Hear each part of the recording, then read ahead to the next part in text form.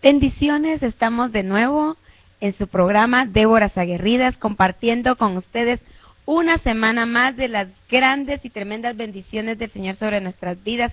Sabemos de que gozamos de la misericordia del Señor nueva cada mañana, y este ha sido un día maravilloso en el que el Señor nos ha permitido poder compartir, el poder despertar, el poder respirar el aire de un nuevo día, el poder ver cuán maravillosas son las obras del Señor en nuestras vidas. Sabemos de que si tú estás del otro lado de cámaras, estás compartiendo con nosotros esta tarde, es porque el Espíritu de Dios te ha regalado una nueva oportunidad. Así que nos gozamos desde la ciudad de Guatemala, te saludamos, te bendecimos en el nombre de Jesús a través de esta cámara preciosa, a través de esta pantalla, a través de esta ventana que se nos ha abierto a las naciones, declarando una palabra de bendición, una palabra de reino, una palabra de restauración y una palabra de reconciliación para este mes hermoso de septiembre, en el cual el Señor ha bendecido esta bella tierra, Guatemala, y este canal www.dimension7.tv. Nos gozamos de estar contigo y te invitamos para que tú puedas unirte con nosotros y poder degustar de lo que el Señor tiene preparado para nuestras vidas esta tarde. Sabemos de que cada programa hay una palabra nueva para nuestras vidas. En cada oportunidad que tú escudriñas las Escrituras, el Espíritu de Dios te habla de una manera hermosa y el Espíritu Santo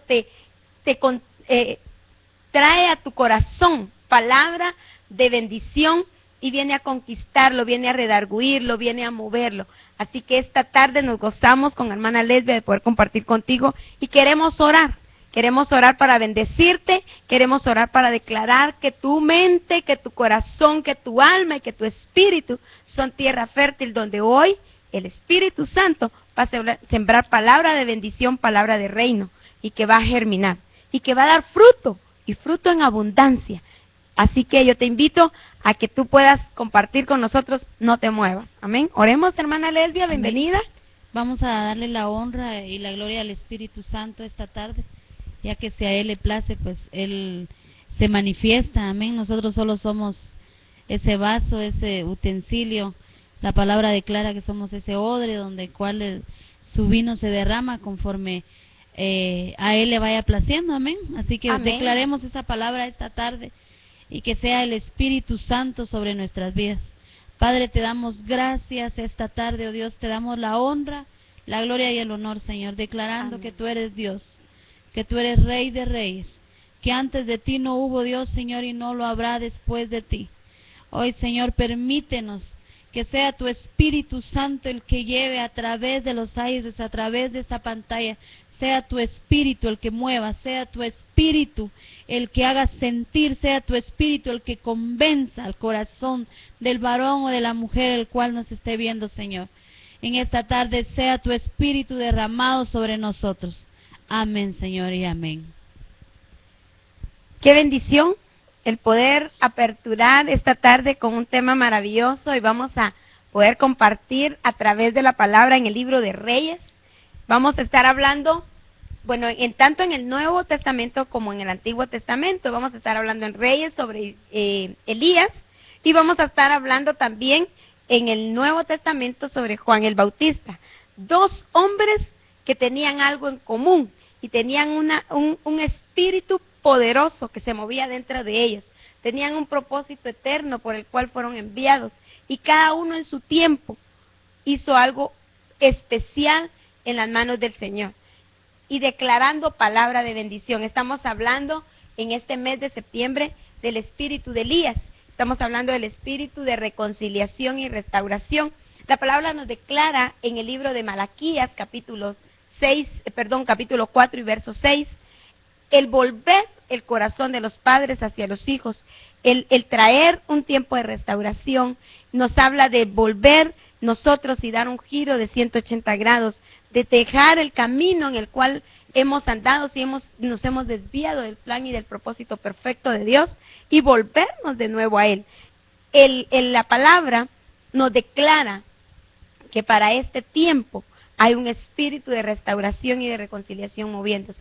El Señor hacía sentir en mi corazón fuertemente el entender que este mes es como que se abriera una nueva oportunidad, como que se te abre de nuevo la puerta, como que se te abre de nuevo una ventana de salvación. Amén. Entonces nosotros queremos compartir contigo y hablarte de las cosas maravillosas que el Señor ha estado haciendo.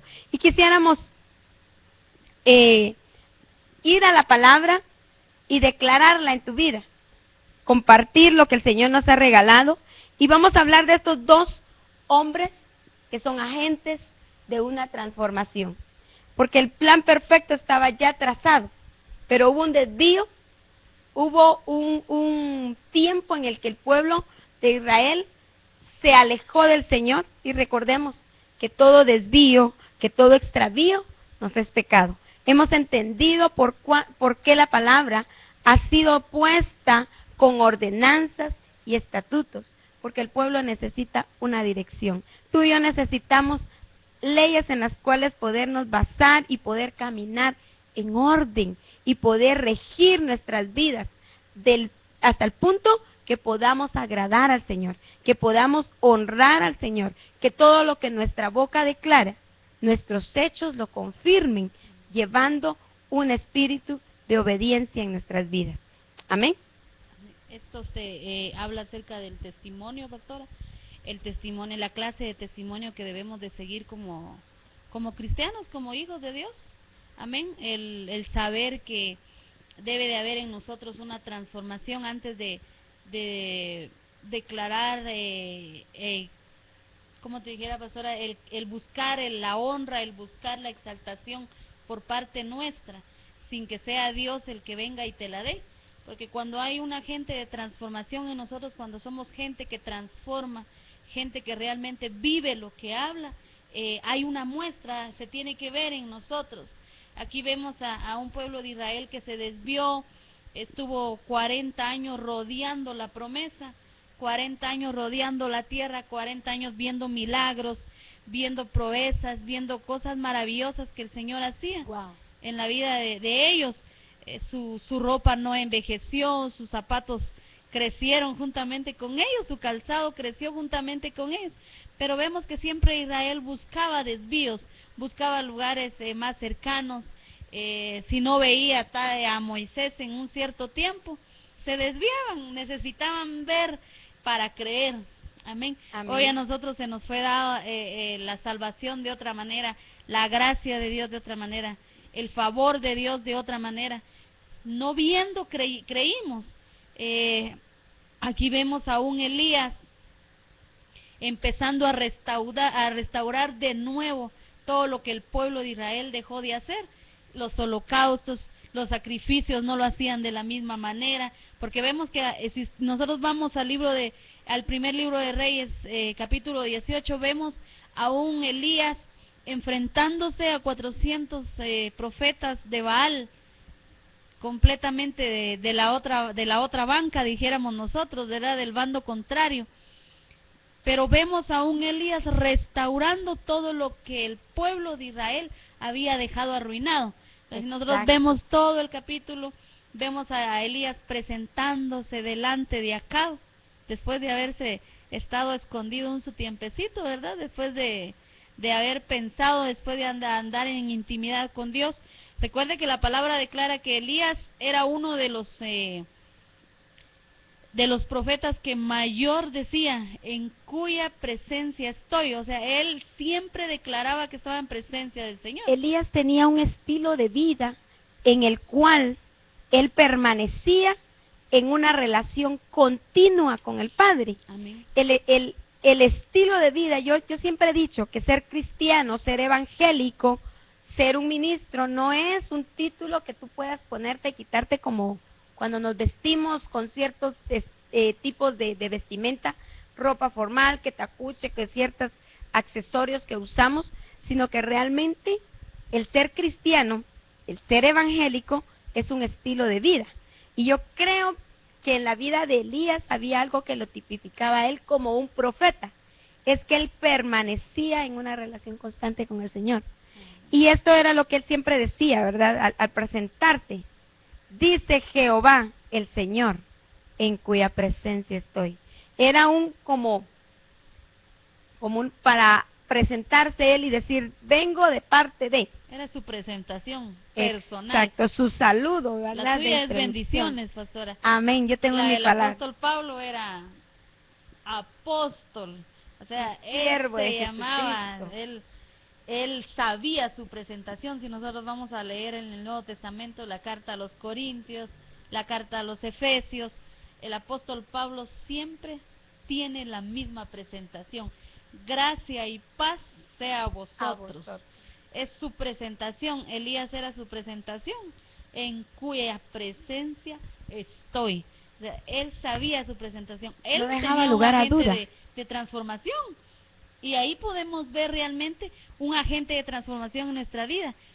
¿De qué manera nos presentamos nosotros? Exacto. Nosotros hemos hablado que en el tiempo de Elías, el espíritu de Elías, que nos habla la palabra en Malaquías, este espíritu viene a hacerse manifiesto en el libro de Lucas, capítulo 1 y verso 17. Tenemos un versículo precioso que nos habla la palabra y nos demuestra cómo Juan el Bautista, porque ahí ya nos ha hablado, ya ha nacido Juan el Bautista, pero dice que Juan el Bautista venía con el mismo espíritu y el poder de Elías. O sea, él venía cargado, era un potencial, porque recuérdese que el dinamismo que había en Juan el Bautista era un hombre con autoridad, con convicción. Eran características en su personalidad muy fiables que los hacían ser hombres removedores de atmósferas. Cuando nosotros estamos hablando del espíritu de restauración, queremos enfocarnos esta tarde en estos dos hombres, que lo sobrenatural acontece a través de agentes de transformación, como lo fueron Elías y como lo fue Juan el Bautista. Veamos qué cosas tienen en común estos varones, porque hoy quisiéramos estudiar sobre ellos, hoy quisiéramos compartir qué cosas tienen en común estos dos siervos del Señor, dos profetas del Señor, hombres que hablaban a voz en cuello, declarando la palabra del Señor de una manera tremenda. Y quisiéramos hablar primeramente sobre Elías. Amén. Una de las dos cosas parecidas, y aunque no parecidas, pastora, no, que una de las características que tenía Elías y Juan el Bautista, cabe duda que era el Espíritu Santo. Amén. Recordemos que en el Antiguo Testamento no se conocía al Espíritu Santo como se conocía en el Nuevo Testamento. Se le menciona como el ángel de Jehová, se le menciona como el Espíritu de Jehová. O sea, no se menciona específicamente al Espíritu Santo, sino con diferentes características, pero el mismo mover era el mismo en Juan el Bautista y en Elías. Algo bien impresionante es que entre el Nuevo Testamento, el Antiguo Testamento y el Nuevo Testamento hay 400 años de tiempo de diferencia. Pero el espíritu era el mismo. Recuerde que en Génesis dice que todo puede pasar, la tierra pasará, el mundo pasará, pasarán las generaciones, pasarán las modas, pasarán los presidentes, Cierto. Pasará todo, pero su palabra no pasará, nunca dejará de ser, seguirá siendo la misma palabra del Señor sobre nuestras vidas. Entonces, hubieron 400 años de silencio, 400 años de diferencia, pero el Espíritu permaneció. Entonces, vemos a un Elías con una característica bien tremenda, que Elías era un agente transformador, pero era confrontativo. Leamos en el libro de Primera de Reyes, capítulo 18, verso 21, dice, acercándose Elías a todo el pueblo, dijo, ¿hasta cuándo claudicaréis vosotros con dos pensamientos? Si Jehová es Dios, seguidle. Y si Baal, id en pos de él.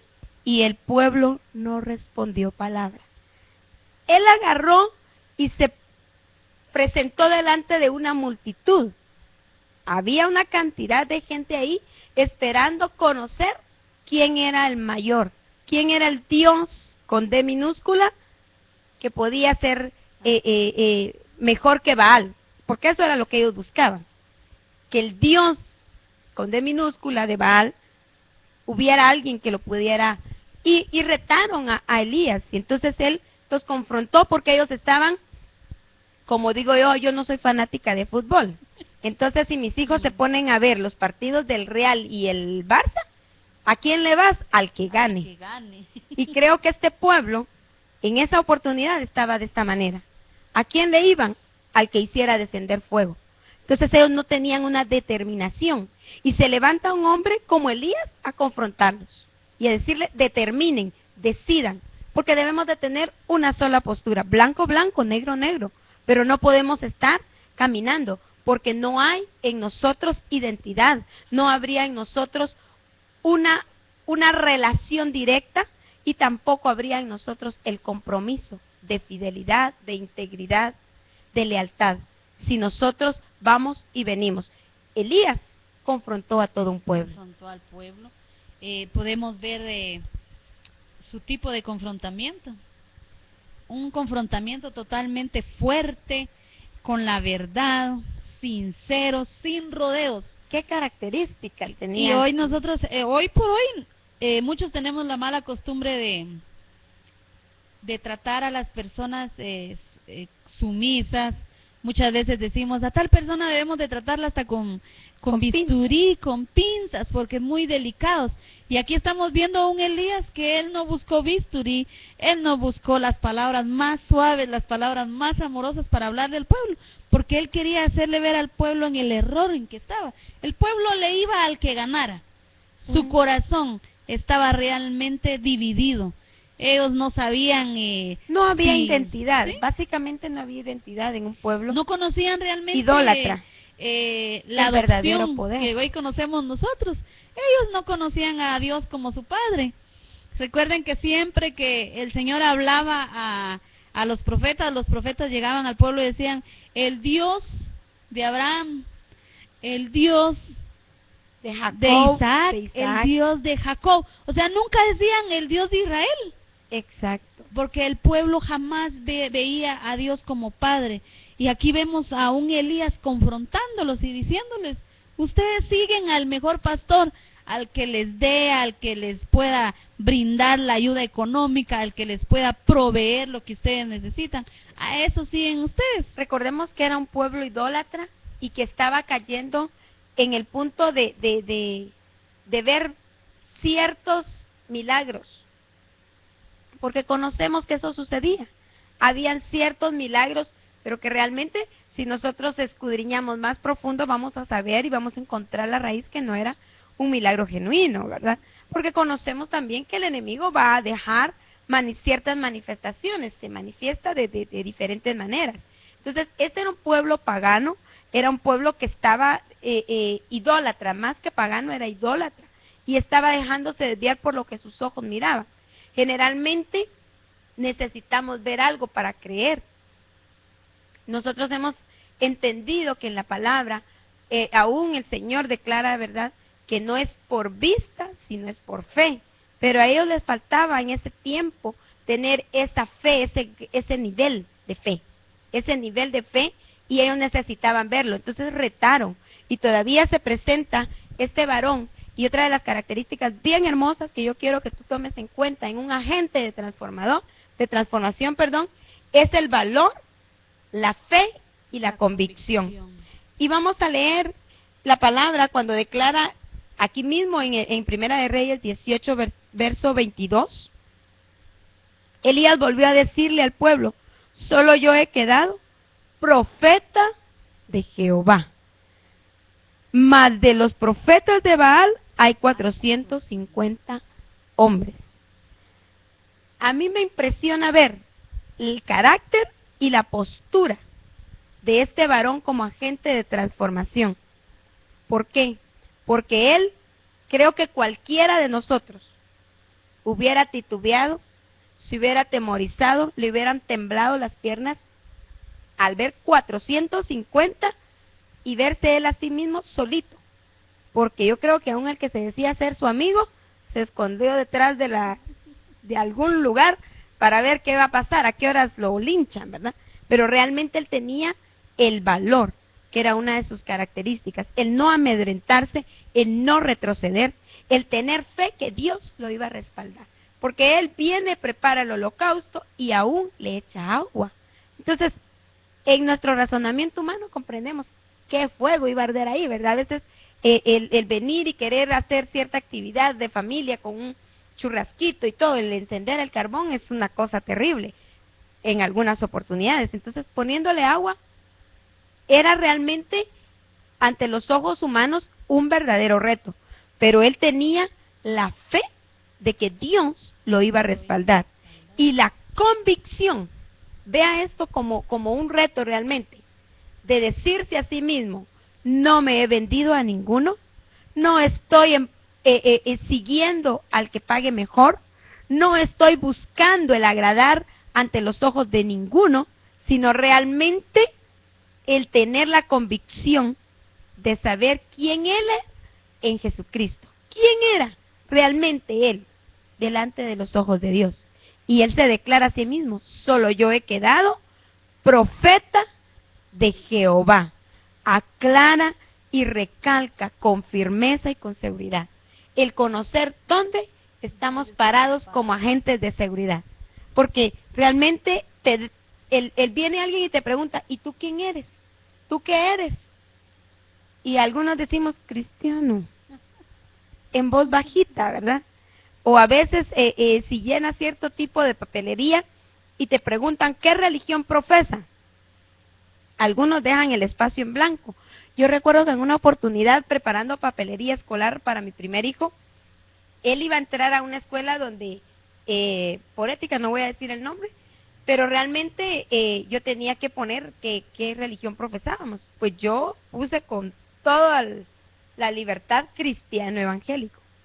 Y el lugar, al tomar la papelería de mi hijo, le dieron ingreso y todo, pero con el tiempo, durante el proceso que él estuvo ahí, su primer año, me dijeron: bueno, pero si usted sabía que éramos esto y esto, usted vino aquí. Entonces dije: bueno, yo sometí solicitud, pero ellos me aceptaron sabiendo quién yo era. Entonces yo tomaba mi postura sabiendo quién nosotros declarábamos y profesábamos, a quién nosotros le servimos.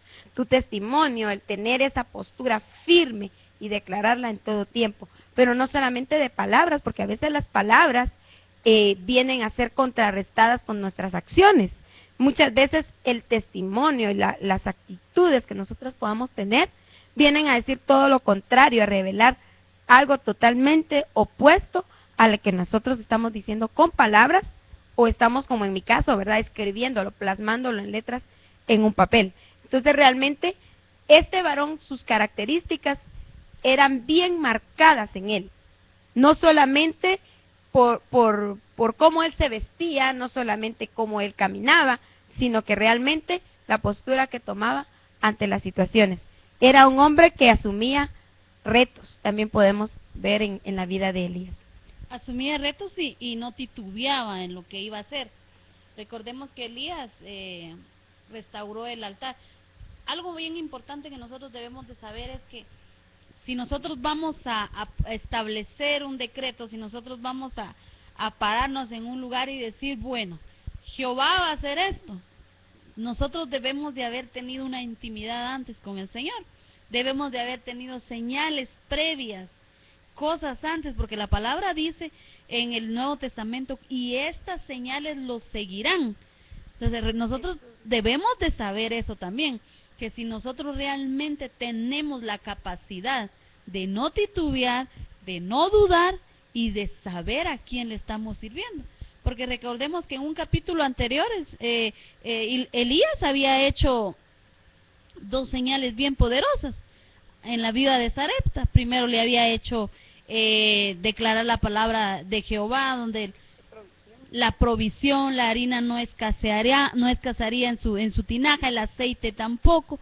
Luego más adelante a la misma viuda le resucita al niño, al hijo de la viuda. O sea, Elías tenía realmente señales de saber quién era, en la postura, el nivel donde él estaba parado.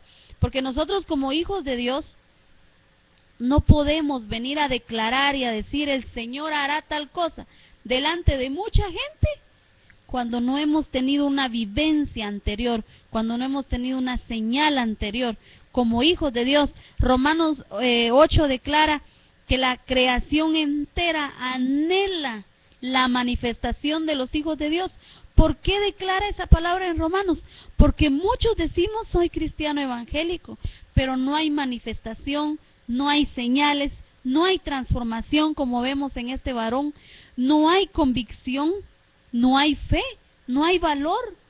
Muchas veces temblamos con algunas circunstancias, empezamos a tener miedo, empezamos a desfallecer y decimos, no, si esto es así, estaba mejor en el mundo. Hoy en día se da algo bien tremendo cuando las personas conocen que para entrar a una empresa X, para llegar a adquirir cierto puesto, cierto ascenso en su vida laboral, en tener ingreso a ciertos medios, les va a afectar el decir soy cristiano, lo niegan. Y entonces alguien termina diciendo, y a mí de alguna manera me sentí mejor escuchar estas palabras, pero realmente vi la postura tan transparente y tan sincera de una persona. Hace algún tiempo yo estuve con un político y le preguntaba a una de las personas que andábamos en el grupo, estando sentados en un minuto de convivencia, y le decía, ¿realmente usted es cristiano o es de otra religión, verdad? Y él le dijo, así sincero, le dijo, mire, no soy cristiano, no soy de ninguna religión, pero sí creo en Dios. Tengo mi vida regida a principios basados en la Biblia, porque sí creo lo que la Biblia dice. Y él hablaba así tan claro. Esa sinceridad de ese varón a mí me impactó en su momento. Pero hoy en día hemos tenido la oportunidad de conocer a mucha gente que cuando consideran que el hecho de decir soy cristiano evangélico los va a comprometer o les va a restar ciertos privilegios, prefieren omitirlo que comprometerse. ¿Por qué? Porque el hecho que tú lo declares tienes que sellarlo con tu conducta, con tus acciones, con tus palabras, y debes de dar una evidencia, una señal, como decíamos, realmente el decir lo que soy. Y Elías de pararme en un terreno donde yo sé que son más los que yo veo, ¿verdad? Los que veo, porque al final la palabra dice que son más los que están conmigo que los que están en contra. Pero Exacto. Si nosotros nos pasamos en el terreno físico, en el terreno natural, uno se para en terrenos donde todo es contrario, donde todos quizás siguen una religión contraria, y a nosotros nos ven como protestantes, nos ven como gente. Lastimosamente en muchas empresas a los cristianos evangélicos nos ven como gente irresponsable, como gente mentirosa, como gente engañadora. Yo he trabajado en empresas donde así ven a los cristianos evangélicos. Entonces cuando le preguntan a uno, decir, ¿qué es usted? Hasta pena da decir soy cristiano evangélico, por el mal testimonio que han dejado atrás otras personas. Entonces Elías aquí se tuvo que parar delante de un pueblo desobediente, incrédulo, idólatra, y delante de 450 profetas. Exacto. Que también eran idólatras.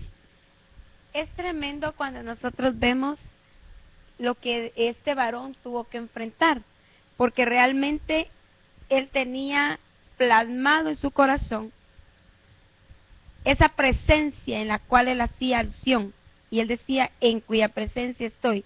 Él tenía plasmado y tenía la certeza y la seguridad, el tener esas convicciones, el tener esos valores, el tener realmente esas características, lo hacía ser un hombre de Dios, un hombre de fuego, en el cual podía evidenciar realmente lo que su boca declaraba.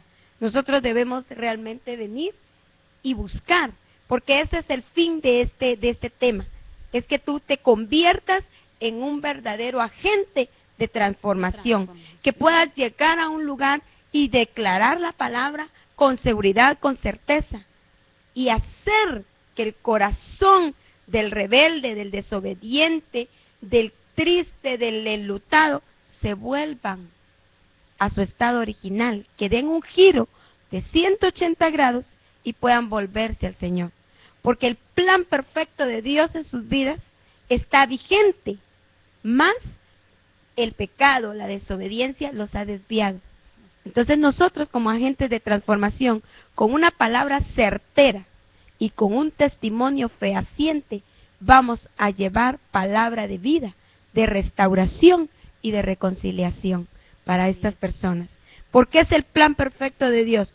Este medio se ha abierto, esta es una ventana de oportunidades hoy en día para que podamos llevar el mensaje y poderte decir, es tiempo de volver a casa, es tiempo de levantarte, es tiempo de caminar, es tiempo de que cambies del sur al norte, que encuentres tu norte verdaderamente y que te vuelvas, que el esplendor de Jesucristo brille en tu rostro, en tu vida y en todo lo que te rodea, porque ese es el plan perfecto del Señor.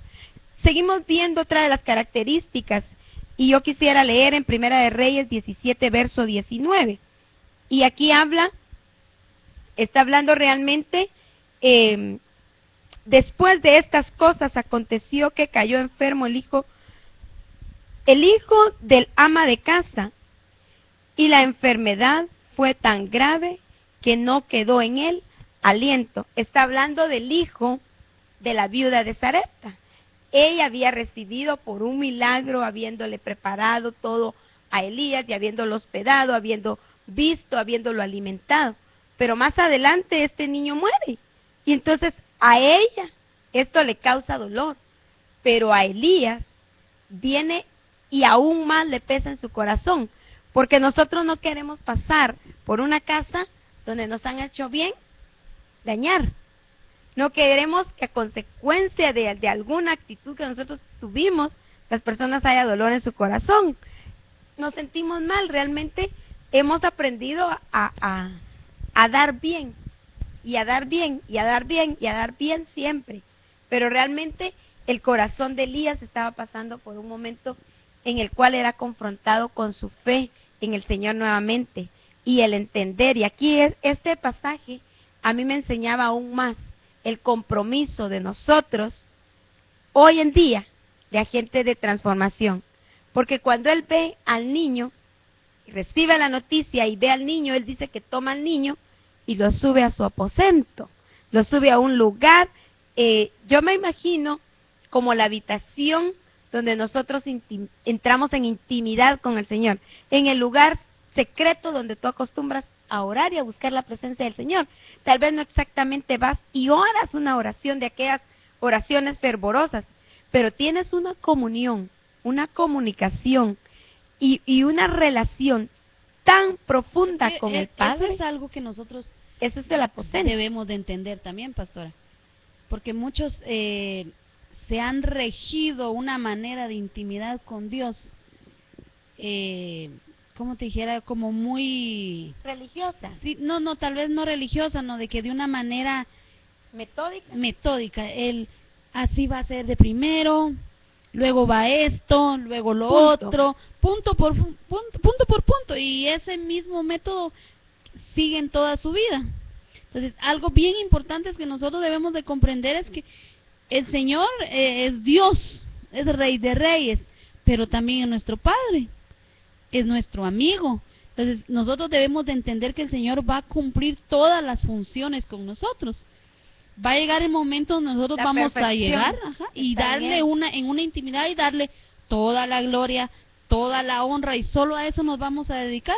Pero va a llegar el tiempo donde vamos a llegar como aquellos niños de no haber obtenido lo que pedíamos y decir, Señor, pero papito, ¿por qué no me lo diste?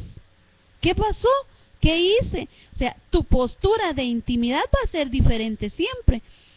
Aquí vemos a Elías subiendo a su aposento, pero también vemos a una mujer. Si usted ve en el libro de Reyes, vemos a una mujer que cuando ve que su hijo muere, lo que dice es, ¿acaso has venido a echarme lo que he hecho, a mostrarme lo que he hecho antes, a traer mis culpas de nuevo? A memoria otra vez. Entonces, esta mujer estaba viviendo de una manera, después de haber recibido el milagro, después de haber visto lo que el profeta había hecho, estaba viendo al profeta como un juez, lo estaba viendo como alguien que rige duramente, como alguien que solo decreta una ley, decreta una sentencia, no lo estaba viendo como un amigo, como una persona cercana. Entonces vemos a un Elías enfrentando otra vez a una mujer diciendo, bueno, ¿y qué le voy a reclamar yo a ella si realmente era profeta? El Señor lo había enviado para otras cosas, no para andar reclamándole. Entonces nosotros tenemos que saber algo. Él tenía clara cuál era su misión. ¿Cuál era y la su misión misión? de él, al ver el hijo de esta mujer muerto, al verlo sin vida, al ver la aflicción de ella como madre, porque muchas veces los hijos no se mueren físicamente, pero sí se muere la relación, se muere la confianza, se muere la comunicación, los hijos se salen de control, los padres caemos en el error de no comprenderlos porque los padres creemos que estamos muy en alto por los años que llevamos adelante a nuestros hijos, por la experiencia, por las cosas vividas, porque somos los que pagamos los gastos que ellos tienen, porque somos los que cubrimos todas sus necesidades, entonces estamos muy en alto. Y nuestros hijos los vemos allá en bajo y ellos tienen que dejarse gobernar por nosotros. Entonces viene esto a causar, yo le llamo esto la ley del hielo, porque entonces la relación de padre e hijo se enfría. Y cuando hay un muerto, eso mismo sucede. El niño murió, estaba frío. Había algo que sucedía entre esta mujer, la viuda de Sarepta, y su hijo. Había un hielo, había una separación. Y realmente marcado por algo que había muerto en él. Estaba el cuerpo físico, y en esto se enfocó este varón de Dios, en traerlo al aposento. Nosotros cuando vamos con los jóvenes, con los niños, yo entendí esto en un tiempo que me tocó aconsejar a mi hijo mayor. En cierta situación de vestirse no era de mi agrado. Y yo le oraba al Señor, pero yo veía que cada vez que yo hablaba con mi hijo, antes de yo poner esto en oración, cada vez que yo hablaba con él, las cosas eran más distantes y más distantes. Y yo estaba en el ministerio ya, y entonces le oraba al Señor y se lo presenté y le decía, Señor, dame la estrategia. Recuerdo que en una oportunidad, sentada yo en el comedor con la computadora, estaba buscando una información y leyendo un montón de material porque buscaba algo específico. Pero en eso que yo buscaba, en ese material era un estudio, encontré algo bien oportuno con la situación que yo vivía con mi hijo. Y él llegó a sentarse a mis piernas. Ya un joven, le estoy hablando de un muchacho grandote que casi es mayor que yo en tamaño y peso, pero realmente me impresionó lo que el Señor hizo ahí, porque él se sentó en mis piernas y juntos leímos todo ese estudio. Y yo me bajé al nivel de él porque el Señor en la respuesta en mi oración me hizo entender que yo tenía que bajarme a su nivel para que lo pudiera tratar y entender. Él no iba a subir a mi nivel, porque él estaba apenas empezando a crecer. Pero yo como mamá, con la sabiduría de lo alto, tenía que bajarme a su nivel. Entonces, el poder entender que las palabras muchas veces muy diplomáticas, muy adornaditas, una elocuencia tremenda, pero si no hay espíritu, no sirven de nada. Este varón de Dios trajo la sabiduría, porque al hijo muerto lo tomó y lo llevó al aposento, y en el aposento estaba la presencia del Señor. Él tenía una relación, ahí había un olor, como cuando tú te perfumas y en tu habitación queda esa fragancia. Ahí había algo especial. Y ahí dice la palabra que él se postró 3 veces sobre el cuerpo del niño. Yo me imagino a un hombre hasta con barba, canoso, grande, sobre un niño. Y realmente en la lógica, dice uno, lo termina de matar, ¿verdad? Asfixiarlo y todo lo demás. Pero realmente, ese momento, ese es el espíritu de Elías, vino a posarse sobre este cuerpo del niño. Pero él en esa postura clamó al Señor. Y él pidió, él rogó al Señor por este niño. Entonces, el traerlo, primero para ver en la característica de un agente de transformación, es que las cosas no lo resolvemos en lo natural, las cosas las resolvemos en la presencia del Señor. Lo resolvemos viniendo. Yo le digo al pueblo, el cual el Señor me permite pastorear, vayamos al altar, llevémoslo al altar del Señor, atémoslo al altar del Señor, clamemos en el altar del Señor. No es irnos a quejar, ir a darle queja al papá, a la mamá, a la cuñada, a la maestra del colegio. No, es realmente llevarlo en oración, llevar tú, si es posible, una prenda al altar y decirle, Señor, esta es la situación. Porque muchas veces la relación se ha convertido en un témpano de hielo y necesitamos la intervención divina. Él era un agente de transformación y vino a levantar al cuerpo sin vida. La mamá todavía estaba sobreviviendo a la situación, con dolor de madre, sí, porque como mujeres nos afligimos, como madres nos atormentamos, pero el niño había muerto y él necesitaba vivir, él necesitaba espíritu de Dios, y eso fue lo que recibió en este tiempo a través de la actitud de un varón de Dios.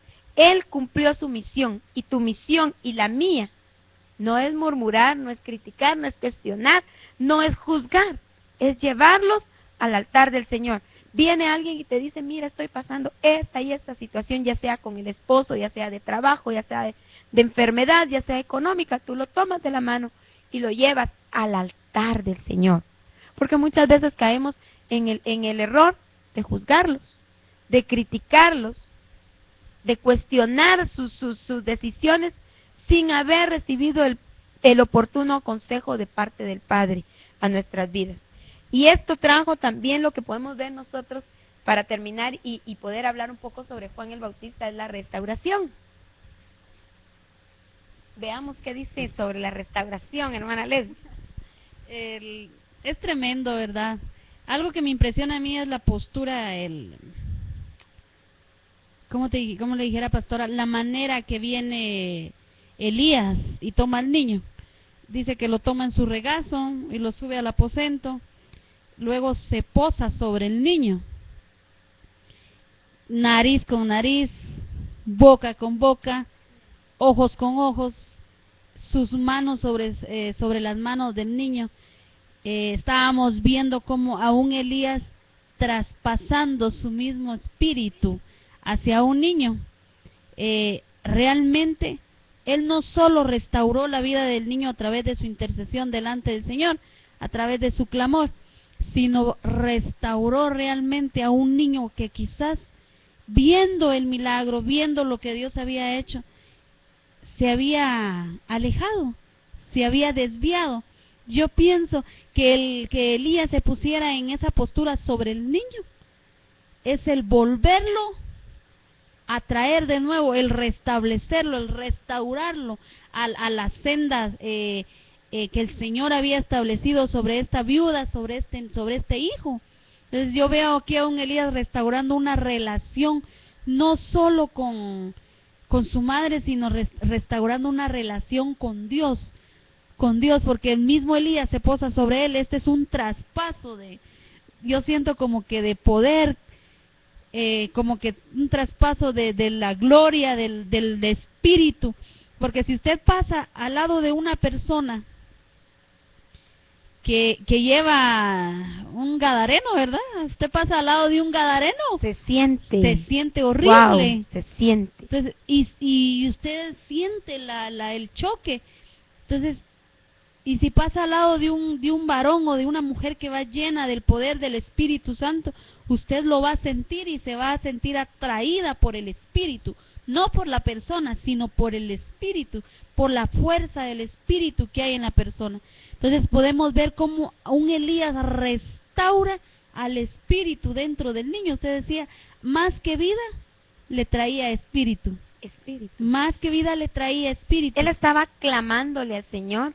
Le decía, te ruego que le devuelvas el alma al niño. Él se había dado cuenta realmente que ya no había nada que hacer. Pero él fue un ducto donde el Señor se manifestó. El poder traspasar ese espíritu y vivificar. La restauración es dar vida, es dar esplendor. El resplandor de Jesucristo. Exacto. El brillo que tiene que haber. Yo creo que nosotros como hijos de Dios nos pasa mucho esto. No es porque quizás andemos en pecado, no precisamente porque andemos en pecado, pero creo que como cristianos muchas veces perdemos el brillo, perdemos ese resplandor y estamos ahí, continuamos con el Señor, le seguimos creyendo a Dios, seguimos viendo los milagros, pero nuestro brillo dejó de estar, el espíritu muchas veces ya no lo sentimos. Entonces siento que como cristianos hacer lo que hizo Elías, hoy ya no nos podemos tomar a la persona y, hey, tú ya no brillas, tú ya no tienes espíritu, se te está yendo el alma, y tirarlo, ¿verdad? Y tirarse uno encima. No podríamos hacerlo de esta manera, pero hay maneras de hacer brillar a la persona. ¿De qué manera tú vas a hacer brillar a aquella mujer, a aquel varón que perdió su brillo, que perdió su resplandor? ¿De qué manera tú le vas a ayudar a restaurar eso? Por eso en Isaías 52, me parece, dice, levántate y resplandece. Amén, así es. Está declarándole una palabra de vida a alguien que está opaco, que está triste, que está desanimado, que está desalentado por diferentes circunstancias. Pero hay una palabra. Yo creo que hoy no podemos hacer el acto profético, porque para mí este es un acto profético que hizo este hombre de Dios, profeta, valga la redundancia. Pero realmente el venir y soltar la palabra, porque hay poder en nuestra boca, hay poder para desatar vida, y debemos de usar esa palabra con autoridad, con ímpetu, con fuerza, inyectando vida, espíritu, del espíritu mismo que Dios nos ha dado a nosotros, el mismo espíritu que Él ha desatado sobre nuestras vidas. ¿O un abrazo, pastor?